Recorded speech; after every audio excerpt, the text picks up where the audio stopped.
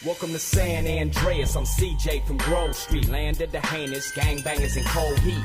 In Los Santos, neighbors get no sleep. Beefing with anybody, competing, even police.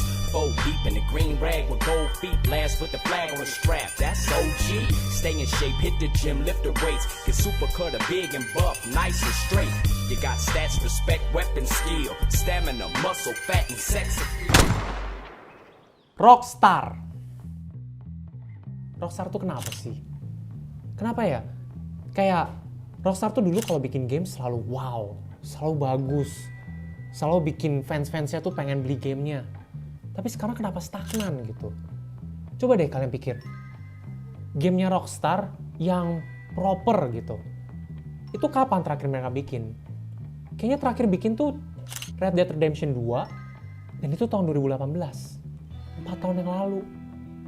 Habis itu kerjaannya mereka ya cuman recycle game, mereka bikin Definitive Edition, mereka taruh game GTA 5 di PS5, di PS4, terus aja gitu. Kenapa mereka nggak bisa kayak dulu lagi? Jadi untuk itulah hari ini kita akan sama-sama bahas Rockstar tuh dulunya kayak gimana, pertama kali diciptain, lalu kita bahas kenaikannya dia, kita bahas masa kejayaannya dia, sampai mungkin ya kita mau selidikin apa sih yang bikin Rockstar tuh bisa stagnan kayak sekarang. Welcome to Tarapedia episode 2.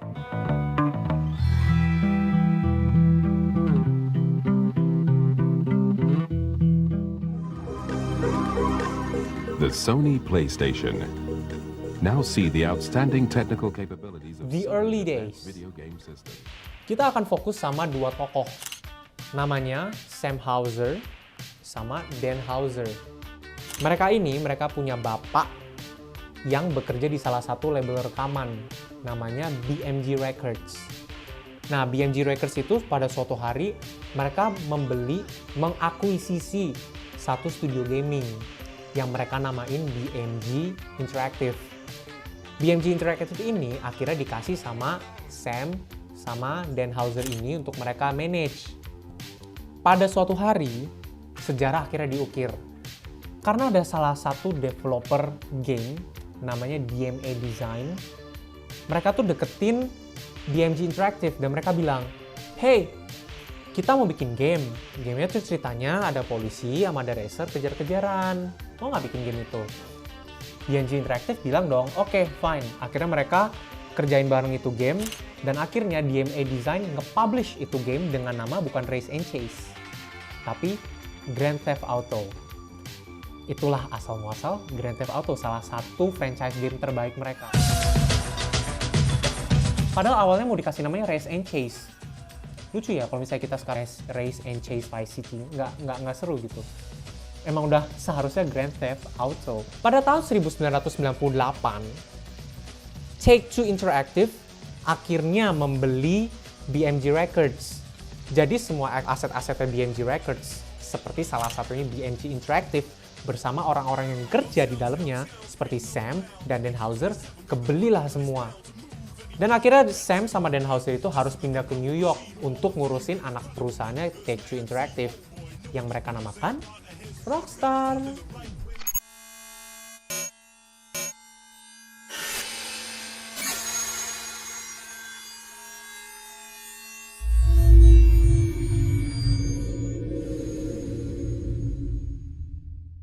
Dan Rockstar pun akhirnya beli aset-aset yang dipunyai sama DMA Design.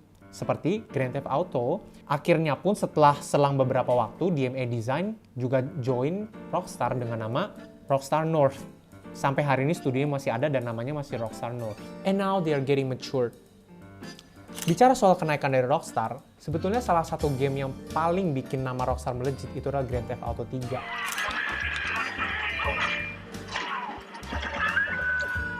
This is the nation's top-selling video game. Seperti yang kalian tahu, Grand Theft Auto 3 itu adalah game yang paling revolusi game pada masa itu.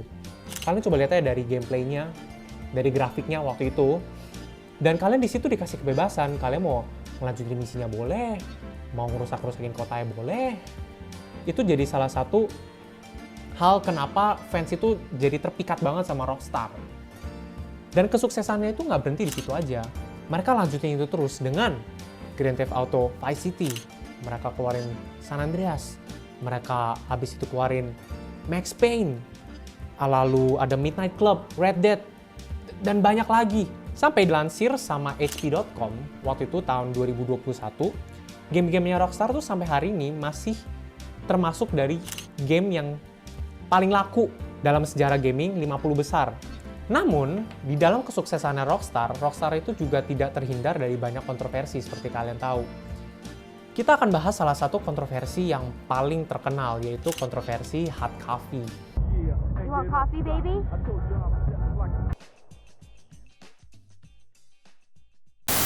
Waktu Rockstar lagi bikin San Andreas, mereka bikin satu misi yang namanya hot coffee.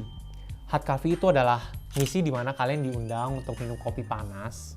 Oke, fine, kopi panas. Tapi habis itu, ya kita beradegan ceria-ceria, diranjang, ya begitulah kalian tahu lah ya.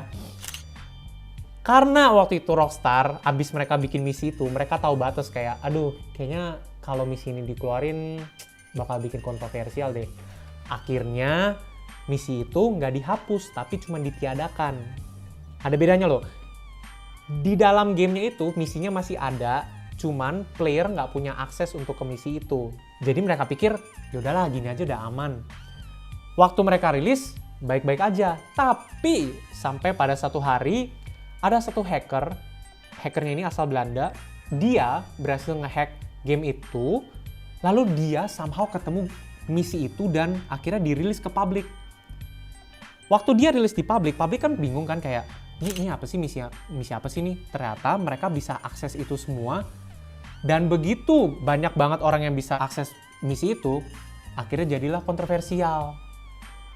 Karena itulah GTA San Andreas yang tadinya rated M atau matured, akhirnya diganti jadi adults only. Karena jadi adults only, banyak banget toko-toko game yang udah nggak mau lagi jual kopiannya San Andreas. Jadilah begitu. Tapi gini, fun fact sedikit ya guys. Sampai hari ini pun masih ada kopiannya San Andreas yang awal-awal tadi itu yang masih ada misi hot coffee-nya, itu sebenarnya masih ada. Jadi sebenarnya kalau kalian punya kopiannya itu, jangan dijual. Karena itu langka banget. Kalaupun kalian mau jual tuh harganya udah tinggi banget karena itu rare. Ingat, itu kontroversial loh. Habis itu mungkin karena capek dengan kontroversi, akhirnya Rockstar memutuskan untuk istirahat. Maksudnya istirahat bukan istirahat bikin game, tapi setelah San Andreas, akhirnya mereka bikin game yang nggak ada kekerasannya, yang nggak ada kontroversinya. Mereka cuma bikin game pingpong doang, judulnya Table Tennis. Itu benar-benar mereka cuma main pingpong doang, karena mereka pikir udahlah, jangan bikin kontroversi lagi. Tapi habis bikin Table Tennis, mereka tetap hajar karena mereka pikir kita adalah Rockstar, kita harus bikin game yang kita mau, yang kontroversial. Akhirnya mereka bikin game Bully. Here we are, boy. Bullworth Academy. Have fun, Jimmy. Hopkins, you're quite the nastiest little boy I have ever encountered. Bully nggak separah GTA, tapi tetap aja kan kontennya kan kekerasan walaupun cuma di sekolah. Abis itu mereka bikin Manhunt 2. Manhunt 2 tuh kan grafik banget gitu kontennya. Setelah Manhunt 2, mereka balik lagi akhirnya ke Grand Theft Auto. Mereka bikin Grand Theft Auto 4, salah satu game tersukses juga di dalam sepanjang sejarah. Dan akhirnya puncak kejayaannya mereka tuh ada di tahun 2013 waktu mereka keluarin GTA 5. Those group hugs out of the question. Now, the downfall of Rockstar. Di sini aku akan perkenalkan kalian sama salah satu sosok terpenting di dalam Rockstar. Namanya Leslie Benzies. Leslie Benzies itu adalah satu tokoh di antara 3 yang membesarkan nama Grand Theft Auto. Jadi kalian tahu seberapa pentingnya Leslie Benzies ini bersama Sam sama Dan Houser. Dikutip di Polygon.com, suatu saat Rockstar itu suruh Leslie Benzies ini untuk ambil sabbatical leaves. Kalau kalian nggak tahu sabbatical leaves itu apa, anggap aja cuti yang dikasih sama perusahaan. Si Leslie ini disuruh liburan selama 6 bulan. Tapi lucunya, waktu dia lagi liburan, anaknya Leslie itu dipecat dari Rockstar. Sahabat-sahabatnya Leslie yang kerja di Rockstar tiba-tiba dipecat. Waktu masa pemecatan anaknya dan teman-temannya itu, akses emailnya si Leslie Benzies ini di blok. Jadi Leslie nggak tahu apa-apa soal apa yang terjadi dan update-update apa yang ada di kantor. Selesai liburan, begitu Leslie balik ke kantor, office manajernya bilang, "Pak, Anda nggak boleh masuk." Jadi Leslie kayak, kenapa ini? Katanya gue disuruh liburan. Kok tiba-tiba gue nggak boleh masuk kantor? Kok tiba-tiba gue nggak bisa akses email gue? Nah, di situ si Leslie Benzies bilang bahwa Rockstar itu nuduh dia karena Leslie itu melakukan hal yang aneh-aneh, yang macem-macem. Kayak Rockstar tuh nggak mau kasih porsi keuntungan yang harusnya gue dapet sesuai perjanjian. Jadi itu adalah salah satu cara Rockstar untuk nendang dia secara perlahan-lahan. Singkat cerita, akhirnya Leslie itu bawa kasus ini ke pengadilan dan akhirnya Leslie kalah. Dan itu pun nggak selesai di situ. Pada tahun 2020, salah satu 3 tokoh terpenting yang tadi saya udah sebutkan, Dan Houser. Dan Houser itu salah satu dari foundernya loh. Kan tadi ada Sam Houser sama Dan Houser. Dan Houser juga keluar. Sampai hari ini tidak ada pengumuman secara formal yang bilang kenapa Dan Houser bisa sampai keluar. Tapi ini yang jadi serunya. Kita bisa selidikin kenapa Dan Houser bisa sampai keluar itu dari teaser yang ada di Red Dead Redemption 2. Sebenarnya kalian bisa baca salah satu surat, yaitu surat dari Cardinal Blanco ke Brother Rodolfo. Mungkin kalau kalian baca sekilas, seperti ya layaknya surat-surat yang lain yang ada di gamenya. Tapi kalau kalian interpretasikan surat itu, kalian bisa bilang bahwa itu sebenarnya adalah curhatannya si Dan Houser ke Sam Houser. Kalian lihat ya, ada salah satu part yang kalau kita interpretasikan, itu artinya bahwa Rockstar itu lagi struggle banget sama Take-Two Interactive. Dimana di situ Dan coba cerita bahwa Take-Two Interactive itu lebih money oriented. Dia selalu mikir ke keuntungan, ke dalam finance. Gimana cara dapat untung lebih besar lagi. Sedangkan Rockstar itu lebih milih kepada gimana cara kita bikin game yang bagus untuk para fans. Selain itu juga banyak banget hal-hal lain yang kalau kalian udah baca dan kalian tahu arti sebenarnya apa, kalian bakal kayak, oh my god. Dan karena itu memang kita selama ini mikirnya, Rockstar begini, Rockstar mah nggak mikirin fans. Ternyata ya ada hal-hal yang mereka nggak bisa lakukan. Kenapa mereka tetap stay stagnan di GTA 5 sampai hari ini. Itu semua ternyata bisa kita lihat di surat itu. It's mind blowing. Ya, jadi begitulah tadi ya, kita udah bahas dari awal terciptanya Rockstar Games sampai mereka namanya naik, sampai mereka sekarang stagnan. Jadi menurut kalian gimana? Dan abis GTA 5 apa? Remake GTA 5, remake GTA 3, GTA 3 Plus, GTA 5 apa? Definitive Edition. Terus aja bikin, terus aja recycle. Terus aja nanti bikin Max Payne 1, 2 HD, Midnight Club HD. Capek, tapi buat mereka itu enak. Tapi bisa nggak fansnya setia terus sampai nanti maybe 2040? Apakah kita fansnya masih setia?